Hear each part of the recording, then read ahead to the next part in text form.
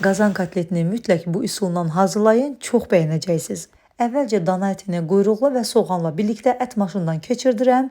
Bura duz, istiot və bir qədər də sarı kök əlavə edib ətimizi yaxşı-yaxşı yoğururam. Kotletlərimiz bişərkən əyilməsin, formasını itirməsin, açılmasın deyə ətimizi 2 yerə bölərək boşqabın içərisinə bir hardasa 15 dəfə, 20 dəfə çırpıram. Daha sonra isə kotletlərimizi düzəldirəm. Kotletlərimizi düzəltdikdən sonra bir boşqabın içərisinə yığıb bir kənarda gözlədirəm. Digər ərzaqlarımızı da hamısını əvvəlcədən doğrayıb hazırlayıram.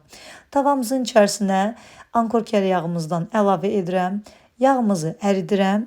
Yağımız əridikdən sonra hazırladığım kotletləri içərisinə düzürəm və bir üzünü qəşəng bir qədər qızardıram, digər üzünü çevirirəm.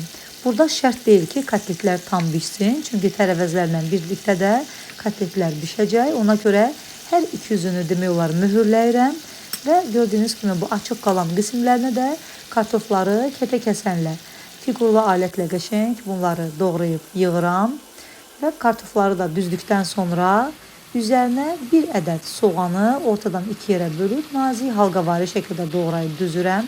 Soğanların da üzərindən pomidorları və şirin balqar biberləri əlavə edirəm. Zövqə görə üzərinə bir qədər duz və biraz da qara istiot əlavə etdikdən sonra kartoflarımızın bişməyi üçün 50 ml su əlavə edirəm üzərinə. Yəni suyu çox az əlavə edirəm və qapağını üzərinə yerləşdirib ocağın vam atəşində kartoflarımız, tərəvəzlərimiz yumşalana qədər bişirirəm. Və bu arada pomidorlar da bir qədər öz şirəsini çıxarır.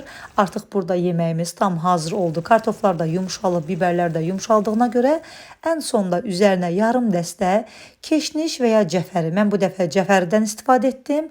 Göyərtimizi əlavə edərək ocaqdan yeməyimizi götürürəm. Yeməyimiz çox ləzzətli olur. Mütləq bu üsulla hazırlayın. Hazırlayan hər kəsə nuş olsun. Göz haqqınızı halal edin. Hələlik.